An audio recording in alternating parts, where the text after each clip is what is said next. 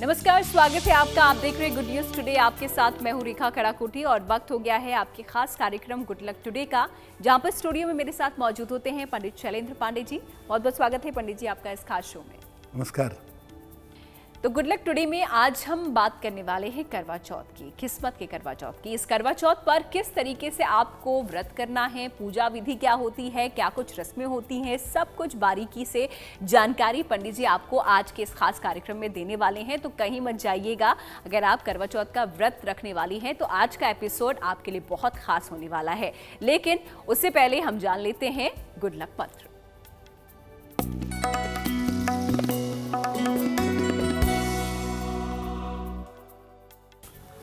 करवा चौथ की पूजा करने वाली महिलाओं को अपने वस्त्रों का विशेष ध्यान रखना है। फैशन के चक्कर में आकर काले, नीले या भूरे रंग के वस्त्र धारण मत करिएगा। इनको शुभता वाला, पॉजिटिविटी वाला रंग नहीं मानते हैं। तो जो महिलाएं करवा चौथ का पालन कर रही हैं, चंद्रदेव की पूजा करेंगी, उपासना करेंगी, वो काले, नीले या भूरे रंग के वस्त्र धारण नहीं करेंगी। पीले रंग के वस्त्र या लाल रंग के वस्त्र उनके लिए सर्वोत्तम होंगे। जो वो धारण करके पूजा करेंगी तो व्रत सफल होगा और जीवन में शुभता प्रकट होगी। तो ये एक प्रयोग पंडित जी ने आपको बताया है करवा चौथ से जुड़ा हुआ, लेकिन करवा चौथ से जुड़ी हुई और ढेरों जानकारी हम आपको कार्यक्रम में आगे देंगे। फिलहाल 13 अक्टूबर का पंचांग हम पंडित जी से जान लेते हैं। पंडित जी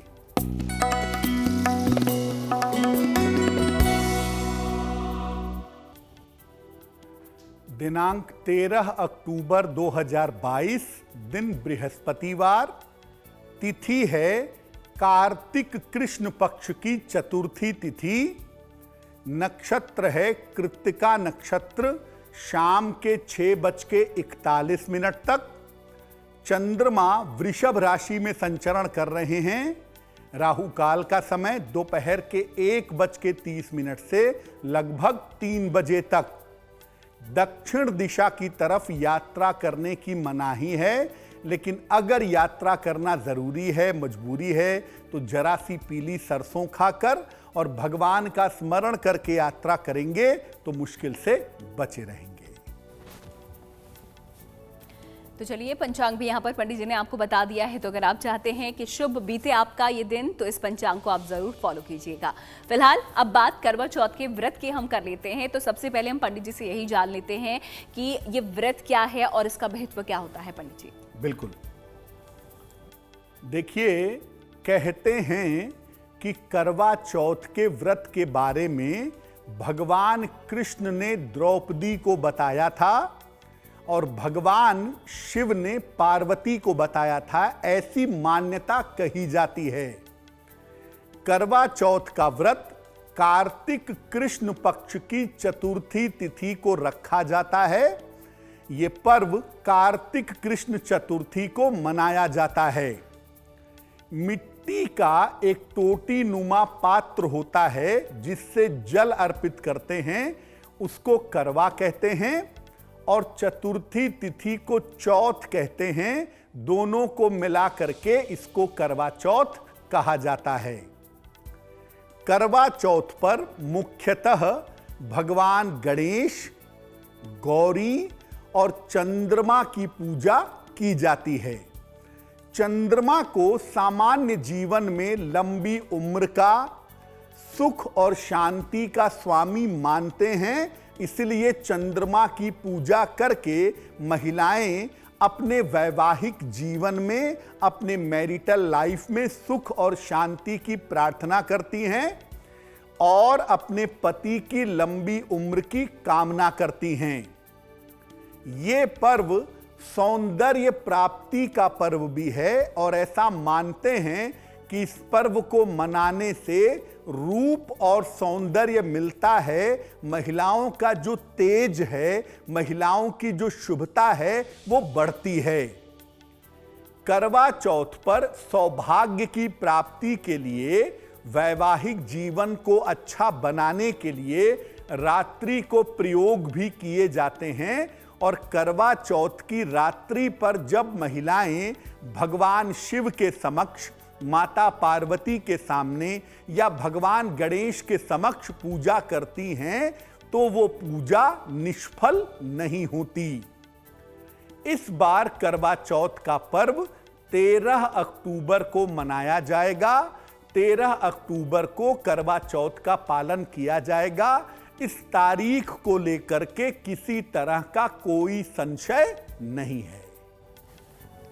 तो 13 अक्टूबर को इस बार करवा चौथ का व्रत लिया जाने वाला है और उससे जुड़ी हुई क्या बातें हैं ये हम आपको कार्यक्रम में आगे भी बताएंगे, लेकिन महत्व का क्या होता है करवा चौथ का और क्या विधि यहाँ पर होती है ये हम समझने की कोशिश पंडित जी से कर रहे हैं। इस पर हम आगे और भी बात करेंगे। अब आते हैं राशियों पर और देख लेते हैं मेष, वृष और मिथुन राशि का भाग्यफल।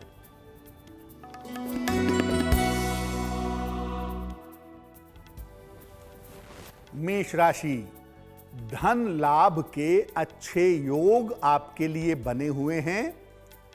धन की प्राप्ति की संभावनाएं दिख रही हैं। किसी छोटी यात्रा पर हो सकता है आप जाएं।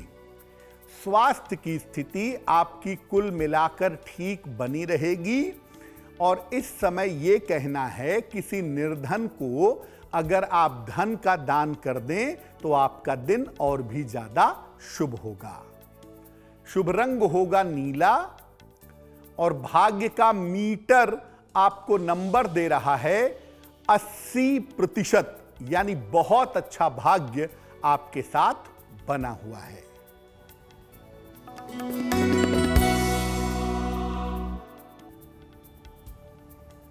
वृषभ राशि, आपके तमाम रुके हुए काम इस समय पूरे होंगे। धन लाभ के योग आपके लिए बने हुए हैं और इस समय आपके जीवन में खुशहाली आएगी। खाने पीने की वस्तु का अगर आप दान कर दें तो आपका दिन और भी ज्यादा शुभ होगा। शुभ रंग होगा सुनहरा यानी गोल्डन और भाग्य का मीटर आपको नंबर दे रहा है 90%। सबसे ज्यादा भाग्य आपके साथ बना हुआ है।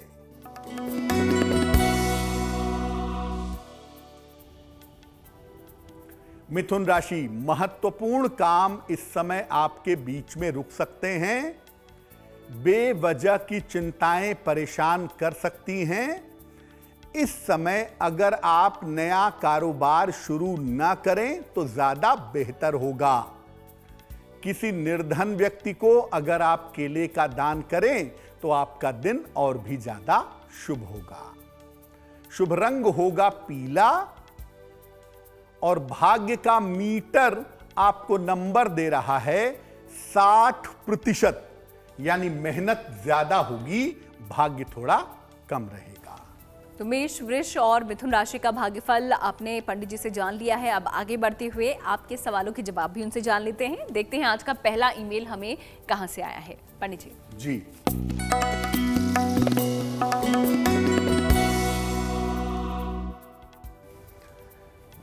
आज का जो पहला प्रश्न है दशरथी पात्रा जी ने हमें लिखा है।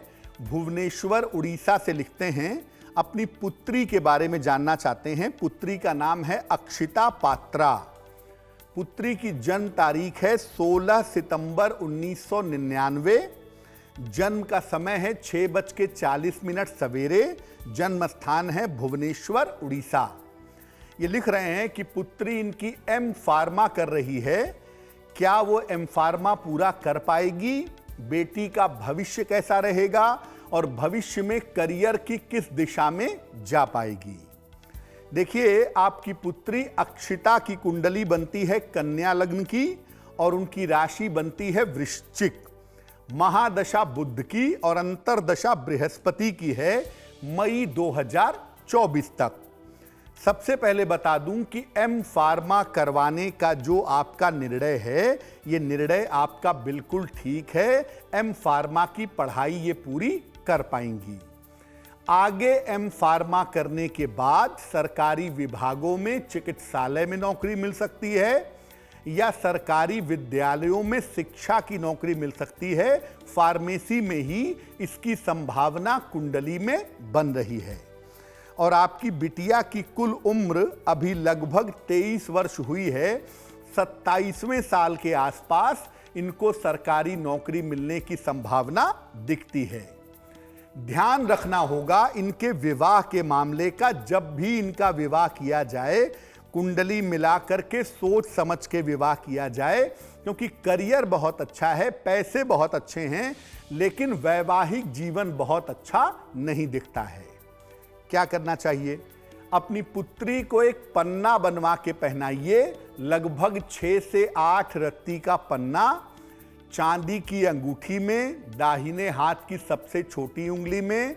बुधवार की शाम को इनको एक पन्ना बनवा करके पहना दें। दूसरा, सुबह के समय इनको सूर्य भगवान को जल चढ़ाने के लिए कहिए। अगर ये 2 उपाय ये नियमित रूप से करें तो इनका करियर भी बेहतर होगा और इनके स्वास्थ्य की बाधाएं भी दूर हो जाएंगी।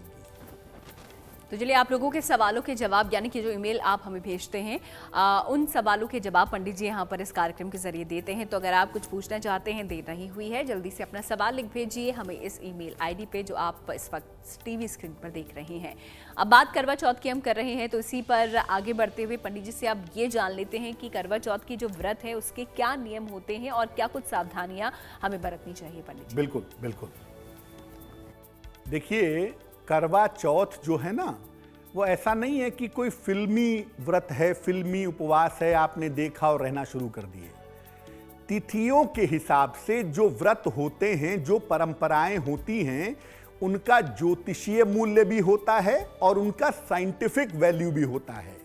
इसलिए आप इसको बहुत गंभीरता से समझिए, तब इससे जुड़ पाएंगे और इसका लाभ उठा पाएंगे। कौन महिलाएं ये व्रत रख सकती हैं? केवल सुहागन महिलाएं ये व्रत रखें, या जिन बालिकाओं का रिश्ता तय हो गया है ऐसी बालिकाएं भी ये व्रत रख सकती हैं। यानी आपको पता होना चाहिए कि आप किसके लिए ये व्रत रख रही हैं। सुहागन हैं तो अपने पति के लिए रखें, और अगर शादी तय हो गई है तो अपने होने वाले पति के लिए रखें। ये व्रत सूर्योदय से चंद्रोदय तक रखा जाएगा, यानी 13 तारीख को सूर्योदय जब हो जाएगा तब से ये व्रत शुरू होगा, और रात में जब चंद्रदेव निकल जाएंगे तब तक ये व्रत रखा जाएगा, उनको जल देने तक। या तो ये व्रत निर्जल रखा जाएगा, या केवल लिक्विड लेकर के फल खाकर भी रख सकते हैं, अगर आपका स्वास्थ्य बहुत अच्छा नहीं है तो। व्रत रखने वाली कोई भी महिला काले रंग का वस्त्र या सफेद रंग का वस्त्र न पहने। लाल वस्त्र सबसे ज्यादा शुभ है इस अवसर के लिए।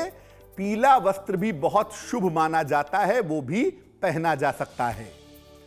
करवा चौथ के दिन पूर्ण श्रृंगार करके पूजा करनी चाहिए, और रात में जब व्रत समाप्त हो, व्रत का समापन हो, तब पूर्ण भोजन करके इस व्रत को समाप्त करना चाहिए।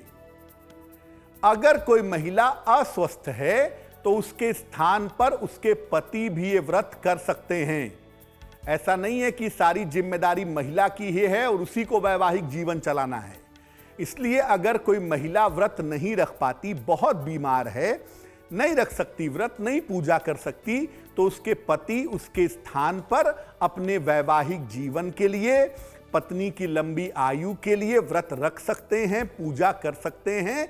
ये पूजा भी शुभकारी होगी। और एक बात और समझिए कि जब कोई महिला ये व्रत रख के चंद्रमा की पूजा करती है तो उससे उस महिला की आयु भी बढ़ती है। ऐसा नहीं है कि पति के लिए प्रार्थना कर रही है तो पति की आयु ही बढ़ेगी। जो तपस्या है वो तो महिला कर रही है, जो पूजा है वो महिला कर रही है, तो सर्वाधिक आशीर्वाद उस महिला को प्राप्त होता है। इसलिए उस महिला की आयु भी बढ़ती है, उसके पति की आयु भी बढ़ती है और उसका वैवाहिक जीवन बेहतर होता है। तो क्या कुछ नियम कायदे होते हैं और किन बातों का ध्यान अगर आप करवा चौथ का व्रत रख रही हैं तो उस दौरान आपको रखना है, ये पंडित जी ने आपको अच्छे से समझा दिया है। उम्मीद करते हैं आप जब करवा चौथ का व्रत रखेंगी तो इन बातों का ध्यान में जरूर रखेंगे। अब आगे बढ़ते हैं और कर्क, सिंह और कन्या राशि का दैनिक राशिफल पंडित जी से जान लेते हैं।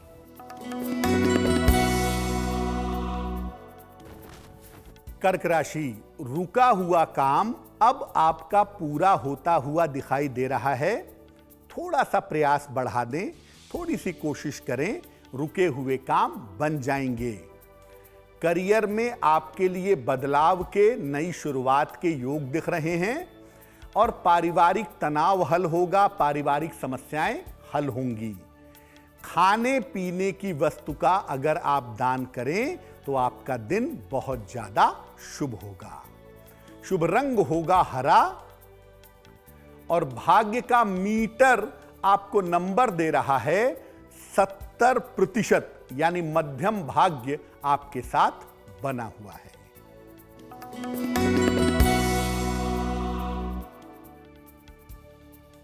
सिंह राशि, करियर में आपको सफलता मिलेगी, धन का लाभ होता दिखाई दे रहा है।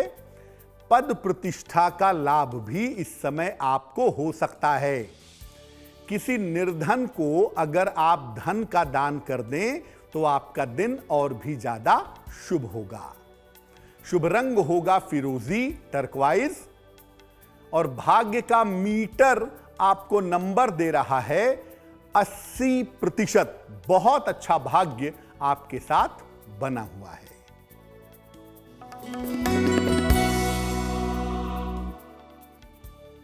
कन्या राशि, धन लाभ के योग आपके लिए बने हुए हैं। दूर स्थान की यात्रा इस समय हो सकती है। संतान पक्ष की उन्नति होती दिखाई दे रही है। भगवान को अगर आप पीले फूल अर्पित कर दें तो आपका दिन और भी ज्यादा शुभ होगा। शुभ रंग होगा हरा और भाग्य का मीटर आपको नंबर दे रहा है 75%, यानी उत्तम भाग्य आपके साथ बना हुआ है। तो चलिए, तो बात हो गई कर्क, सिंह और कन्या राशि की। उनका भाग्यफल हमने पंडित जी से जाना और ये भी जाना कि आपका भाग्य आपका कितना साथ देने वाला है। आगे बाकी राशि के बारे में भी हम जानेंगे, लेकिन फिलहाल वक्त हो गया है आपके सवाल का। देखते हैं अगला सवाल हमें किसने भेजा है। पंडित जी।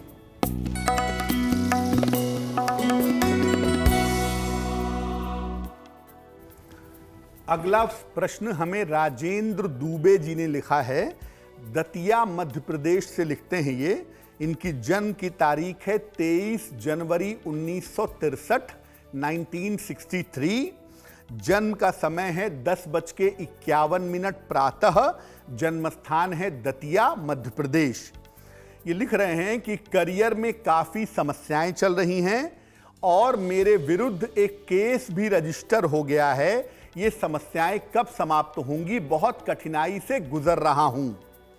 राजेंद्र जी, कुंडली आपकी मीन लग्न की है और आपकी राशि बनती है धनु। महादशा राहु की और अंतरदशा सूर्य की चल रही है 25 अप्रैल 2023 तक। सबसे पहले बता दूं कि आपकी कुंडली का समय वास्तव में खराब है और इस समय कोर्ट से सहायता लेके, वकील से सहायता लेकर के बिल्कुल अपनी सुरक्षा की व्यवस्था करिए, नहीं तो कारावास जैसी संभावना भी बन सकती है। स्थितियां बहुत कठिन हैं, खास तौर से जनवरी तक। जनवरी के बाद से सुधार होना शुरू होगा और पूरी तरह से आप इस मुश्किल से निकल पाएंगे, समस्याओं को सुलझा पाएंगे 25 अप्रैल 2023 के बाद। क्या उपाय करना चाहिए? पहला काम आप ये करें, रोज सुबह सूर्य भगवान को जल चढ़ाएं और सुबह शाम दोनों समय 108 बार ओम आदित्याय नमः, ओम आदित्याय नमः इस मंत्र का जप करें। हर शनिवार की शाम को सुंदर कांड का पाठ करें। हनुमान जी से प्रार्थना करें कि वो आपको संकटों से बचा लें और अगले 6 महीने तक प्याज, लहसुन, मांस, मदिरा इत्यादि का प्रयोग करना बिल्कुल बंद कर दें। अगर आप ये उपाय करते हैं तो प्रभु आपकी रक्षा करेंगे, आपको समस्याओं से निकाल लेंगे। चलिए, आप लोगों के सवालों के जवाब यहाँ पर पंडित जी हर रोज देते हैं, तो अगर आप भी अभी तक अपना सवाल नहीं भेज पाए हैं, अभी भी आपके पास समय है, अपना सवाल लिखिए और भेज दीजिए उसे इस ईमेल आईडी पे जो आपकी स्क्रीन पर फ्लैश हो रही है। अब बढ़ते हैं आगे, क्योंकि करवा चौथ की हम बात कर रहे हैं। महिलाएं व्रत करती हैं, जो सुहागिन महिलाएं हैं वो अपने पति के लिए व्रत रखती हैं, लेकिन सौभाग्य प्राप्ति के लिए अगर यहाँ पर प्रयोग करने हो पंडित जी, तो इस दौरान करवा चौथ के दिन किस तरीके के प्रयोग किए जा सकते हैं? रेखा, करवा चौथ के दिन बहुत सारे प्रयोग किए जा सकते हैं अपने सौभाग्यशाली वैवाहिक जीवन के लिए, अपने वैवाहिक जीवन को अच्छा बनाने के लिए। पहला प्रयोग आपको बताते हैं कि अगर पति पत्नी में दूरियां हों, नौकरी की वजह से पति कहीं और रहते हों, पत्नी कहीं और रहती हों, या एक ही घर में रहते हों लेकिन दूरियां हों, साथ में तालमेल ना हो, इस दूरियों को दूर कैसे किया जाए? देखिए, ये उपाय महिलाएं करेंगी, पत्नी करेंगी। मध्य रात्रि को पीले वस्त्र पहनिएगा, 11 बजे से 1 बजे के बीच में पीले वस्त्र धारण करें। भगवान गणेश के सामने घी का एक दीपक जलाएं, उन्हें पीला वस्त्र, नया पीला वस्त्र और हल्दी की 2 गांठें, छोटा सा पीला कपड़ा और हल्दी की 2 गांठें उनको अर्पित करें।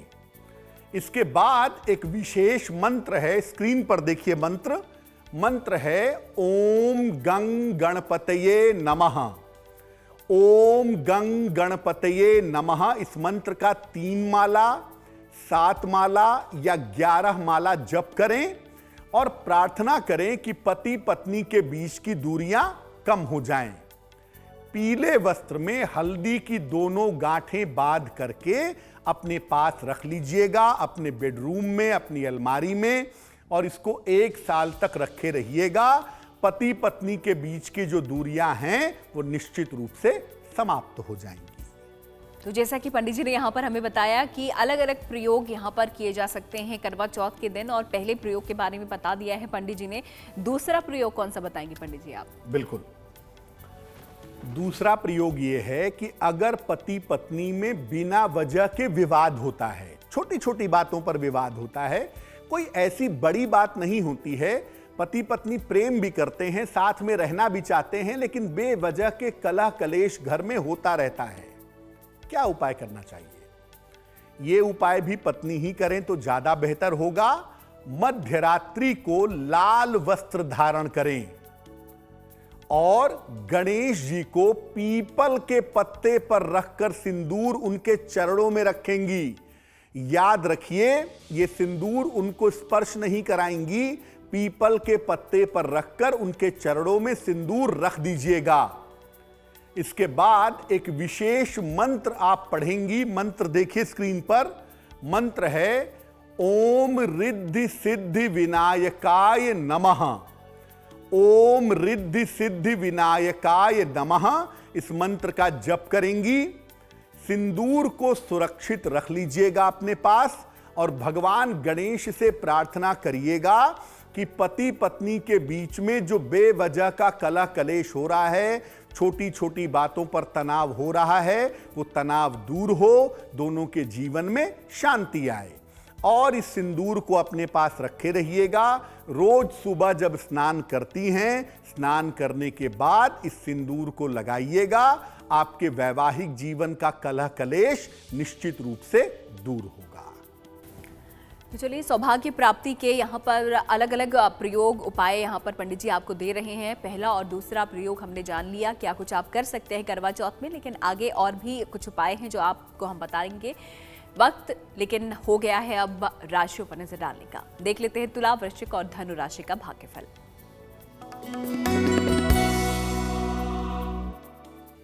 तुला राशि, स्वास्थ्य का अपने बहुत ध्यान रखिए। इस समय सेहत में लापरवाही मत करिए। करियर में भी थोड़ी बहुत दिक्कतें आपको हो सकती हैं। परिवार में बेवजह के तनाव हो सकते हैं।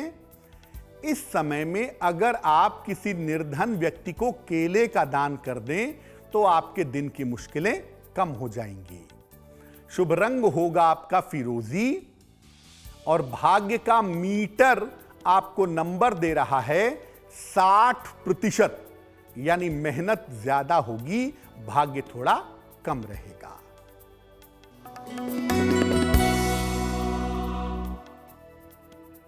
वृश्चिक राशि, रुका हुआ काम इस समय आपका पूरा होगा। अविवाहित हैं तो विवाह तय हो सकता है। कारोबार से संबंधित जो समस्या थी वो समस्या आपकी हल होगी। भगवान को अगर आप पीले फूल अर्पित कर दें तो आपका दिन और भी ज्यादा शुभ होगा। शुभ रंग होगा पीला और भाग्य का मीटर आपको नंबर दे रहा है 70%। मध्यम भाग्य आपके साथ बना हुआ है।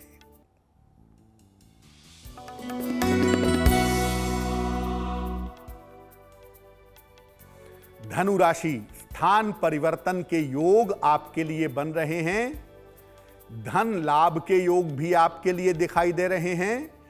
काम की अधिकता इस समय आपकी बनी रहेगी। किसी निर्धन को अगर आप धन का दान कर दें तो आपके दिन की मुश्किलें कम हो जाएंगी। शुभ रंग होगा लाल और भाग्य का मीटर आपको नंबर दे रहा है 65%। यानी जितनी मेहनत करेंगे उतना ही आपको लाभ होगा। तो तुला, वृश्चिक और धनु राशि के बारे में भी हमने पंडित जी से जाना और आखिरी 3 राशियां बची हैं जिसके बारे में कुछ ही देर में आपको हम बताएंगे। फिलहाल वक्त हो गया है आप लोगों के अगले ईमेल का। देखते हैं अगला ईमेल हमें किसने भेजा है। पंडित जी।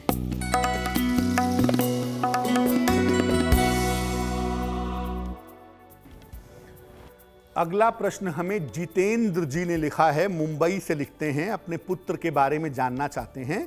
पुत्र का नाम है अभिषेक। जन्म की तारीख है अभिषेक की 14 फरवरी 1994। जन्म का समय है 3:07 दोपहर में। जन्म स्थान है कांदीवली, मुंबई। ये कह रहे हैं कि बेटे ने इंजीनियरिंग और MBA किया है। बेटा भी नौकरी कर रहा है। भविष्य में उसका करियर कैसा रहेगा, उसकी आर्थिक स्थिति कैसी रहेगी। लड़का जो है वो अपनी इच्छा से विवाह करना चाहता है और जिस लड़की से विवाह करना चाहता है वो उम्र में उससे बड़ी है। तो क्या उसका विवाह उसी लड़की से होगा या किसी और लड़की से होगा? वैवाहिक जीवन कैसा रहेगा?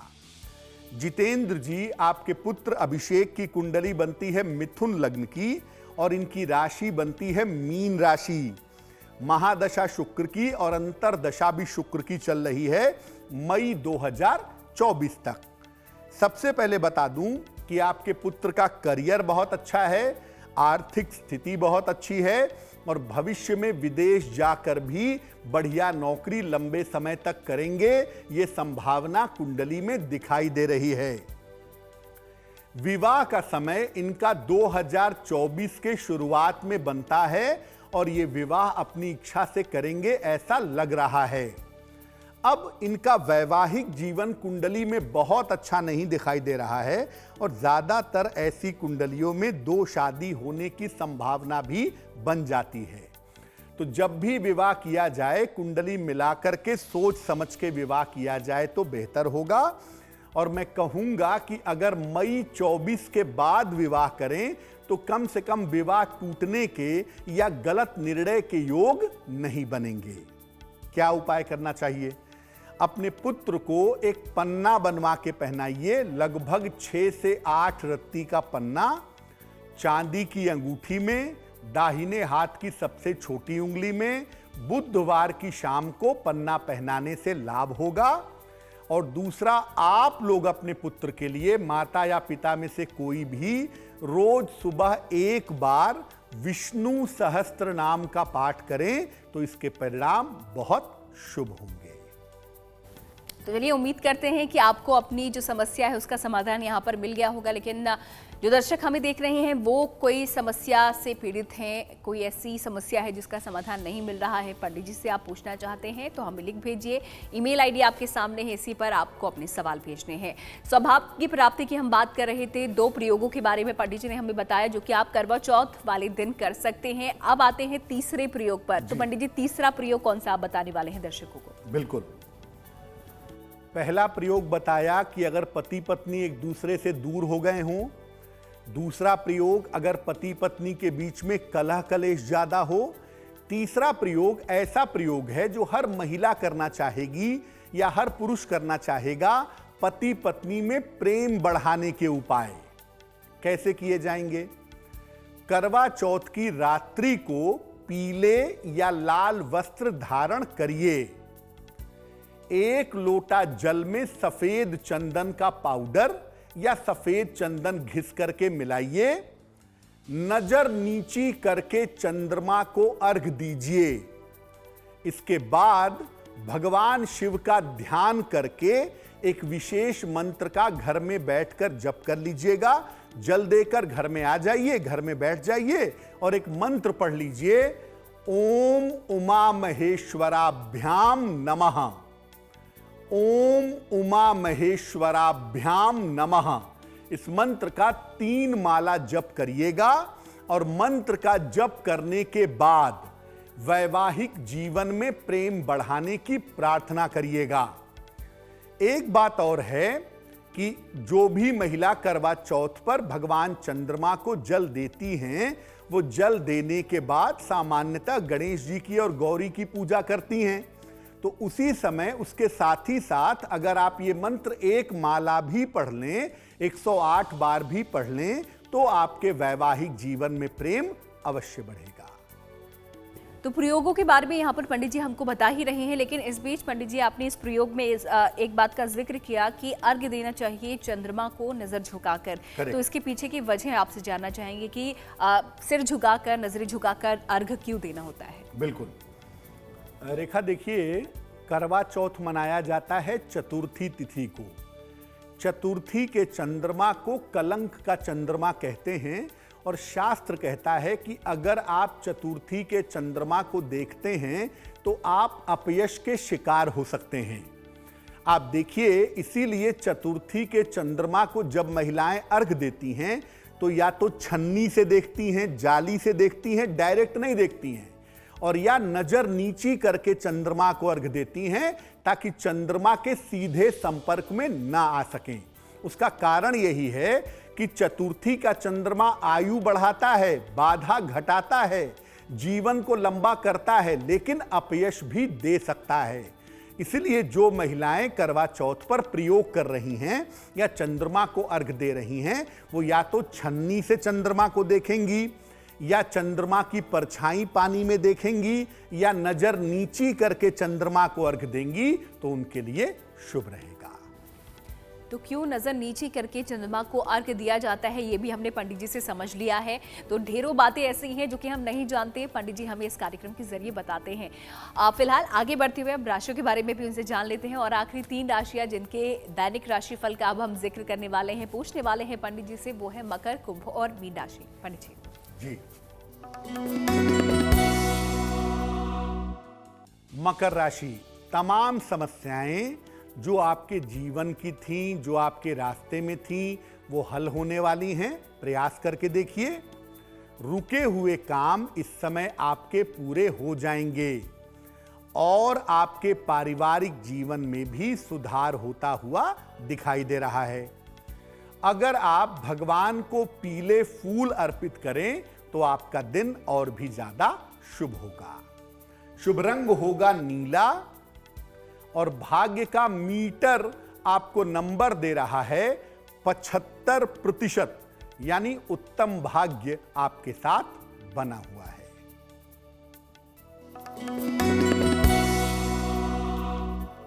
कुंभ राशि, करियर के मामलों में किसी तरह की लापरवाही मत करिएगा। स्वास्थ्य का अपने बहुत ध्यान रखिएगा। बेवजह की चिंता से बचिए। अगर किसी निर्धन व्यक्ति को आप केले का दान कर दें तो आपके दिन की मुश्किलें हल हो जाएंगी। शुभ रंग होगा आपका सफेद और भाग्य का मीटर आपको नंबर दे रहा है 60%, यानी मेहनत ज्यादा होगी, भाग्य थोड़ा कम रहेगा।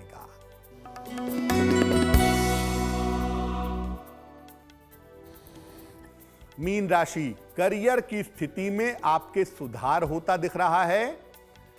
शिक्षा प्रतियोगिता के मामलों में आपको सफलता मिलेगी। छोटी यात्रा के योग आपके लिए बने हुए हैं। किसी निर्धन व्यक्ति को अगर खाने पीने की चीज का दान कर दें तो आपका दिन और भी ज्यादा शुभ होगा। शुभ रंग होगा लाल और भाग्य का मीटर आपको नंबर दे रहा है 70%, यानी मध्यम भाग्य आपके साथ बना हुआ है। तो चलिए आखिरी जो 3 राशियां थी उसके बारे में भी पंडित जी ने हमें बता दिया है और सभी 12 राशियों के बारे में हमने जान लिया कि उनका दिन कैसा बीतने वाला है। अब आ जाते हैं आज के आखिरी सवाल पर। देख लेते हैं आज का जो आखिरी ईमेल है वो हमें किसने भेजा है।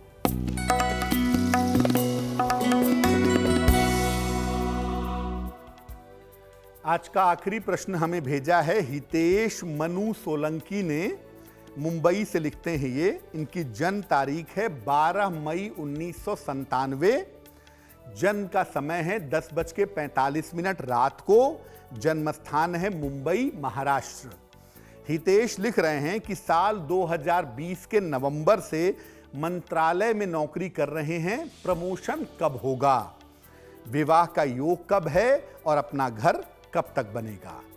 हितेश, आपकी कुंडली बनती है धनु लग्न की और आपकी राशि बनती है कर्क राशि। महादशा बुध की, अंतरदशा शनि की चल रही है मार्च 2025 तक। सबसे पहले आपको बता दूं कि साल 2023 में फरवरी के बाद, फरवरी से लेके अगस्त के बीच में साल 2023 में आपका प्रमोशन होगा और प्रमोशन में आपके पैसे भी बढ़ेंगे और पद का लाभ भी आपको होगा। अभी आपकी उम्र लगभग 25 साल है। 30 वर्ष के आसपास आपके विवाह होने के योग बनते हैं। अभी विवाह में आपके विलंब है और जब आप अपनी उम्र के 32 वर्ष पूरे करेंगे उसके बाद आपकी कुंडली के हिसाब से आपको संपत्ति का फायदा होगा।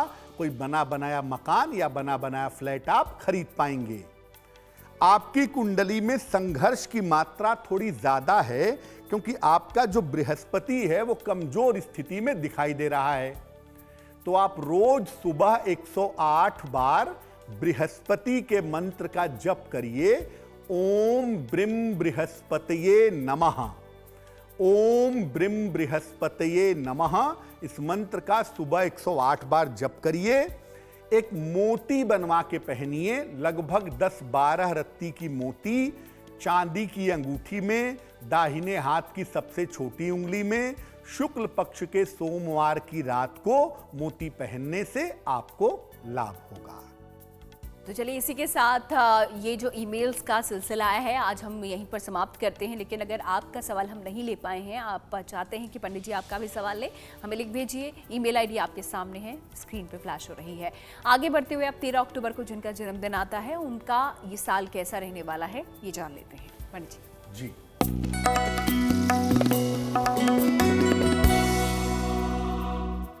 जिन लोगों का जन्मदिन 13 अक्टूबर को है उन्हें हम सबकी तरफ से जन्मदिन की हार्दिक शुभकामनाएं।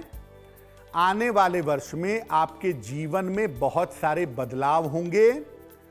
करियर और स्थान में परिवर्तन के योग बन रहे हैं। धन की स्थिति आपकी कुल मिला के ठीक रहेगी, लेकिन साल के अंत में अपने स्वास्थ्य का बहुत ध्यान रखिएगा। क्या करेंगे? पूरे साल भर भगवान शिव की अगर आप उपासना करें तो ये वर्ष आपके लिए बहुत शुभ रहेगा। और चलिए अब वक्त जिज्ञासा को दूर करने का हो गया है। और जिज्ञासा पंडित जी ये है क्योंकि तंत्र जहां पर हम सुनते हैं एक ख्याल आता है कि जादू टोना इस तरीके का नेगेटिव थॉट्स आते हैं, तो क्या तंत्र साधना हमेशा खराब होती है?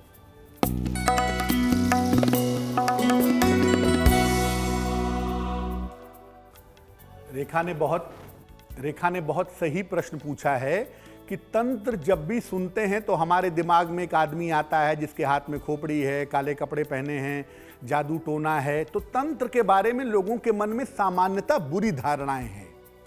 क्या तंत्र साधना खराब होती है? देखिए, तंत्र साधना अगर वास्तव में की जाए तो इसका उद्देश्य ईश्वर की प्राप्ति है, लेकिन कुछ लोग तंत्र साधना से प्राप्त शक्तियों का दुरुपयोग भी करते हैं। वास्तव में तंत्र साधना बुरी नहीं होती, सही से इसका प्रयोग किया जाए तो आप भौतिक जीवन में और आध्यात्मिक जीवन में हर तरह की उपलब्धियां पा सकते हैं। गड़बड़ तब होती है जब किसी अपात्र आदमी के हाथ में, किसी ऐसे आदमी के हाथ में शक्तियां पड़ जाती हैं जो उनका दुष्प्रयोग करता है, तब आपको लगता है कि तंत्र साधना बुरी होती है। तो चलिए, जिज्ञासा से जुड़ा हुआ जो आज का हमारा सवाल था वो भी पंडित जी ने उसका जो संशय बना हुआ था वो दूर कर दिया है। अब आगे बढ़ते हैं और शुभ पहर उनसे जान लेते हैं। 13 अक्टूबर बृहस्पतिवार का पंडित जी।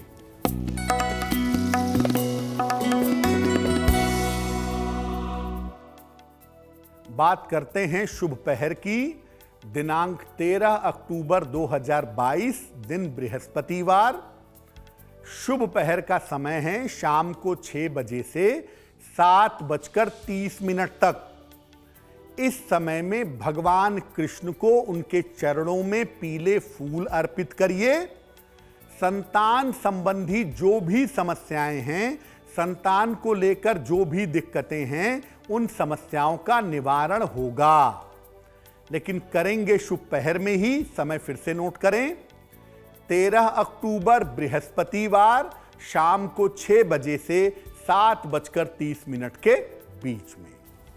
तो शुभ पहर पंडित जी ने आपको बता दिया है। अगर आप चाहते हैं कोई ऐसा नया काम करना और चाहते हैं कि वो जो नया काम आप कर रहे हैं उनमें सफलता आपको हासिल हो, अच्छा वो रहे, तो इस शुभ पहर में आप कर सकते हैं। आगे बढ़ते हुए आ जाते हैं अब गुड लक राशि पर, जहां पर विवाह की आजकल बात हो रही है। तो कौन सी राशि के बारे में पंडित जी आज हम जानने वाले हैं? बिल्कुल।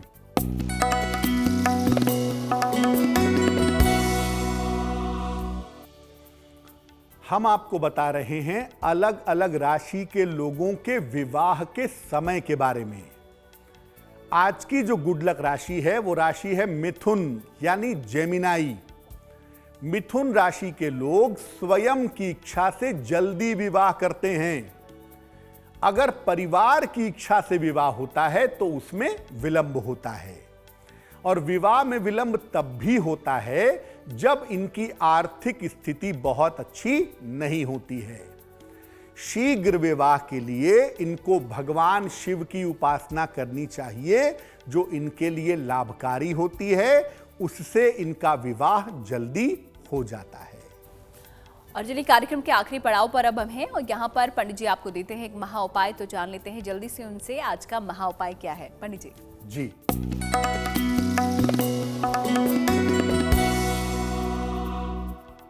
आप चाहते हैं कि आपका बेटा या आपकी बेटी पढ़ाई में आगे बढ़े, करियर में आगे बढ़े, जीवन में उन्नति कर सके। क्या करेंगे? देखिए, ये उपाय माता पिता करेंगे हर बृहस्पतिवार को सवेरे। क्या करेंगे? भगवान कृष्ण को बृहस्पतिवार को सवेरे पीले फूल अर्पित करिएगा। इसके बाद क्लीं कृष्ण क्लीं इस मंत्र का 108 बार जप करिएगा। पीला फूल अपनी संतान के हाथों में दीजिएगा पूजा के बाद, या उसके सर पर रख करके आशीर्वाद दीजिएगा। आपके संतान की उन्नति तेजी से होगी और आसानी से होगी। तो इस महा उपाय के लिए पंडित जी आपका बहुत बहुत शुक्रिया, और साथ ही साथ हमारे दर्शकों को करवा चौथ के बारे में जानकारी देने के लिए भी आपका बहुत बहुत शुक्रिया। धन्यवाद। तो आज गुड लक टुडे में फिलहाल इतना ही। हमें आप दीजिए इजाजत, फिर होगी आपसे मुलाकात, लेकिन अच्छी खबरों के लिए देखते रहिए गुड न्यूज टुडे।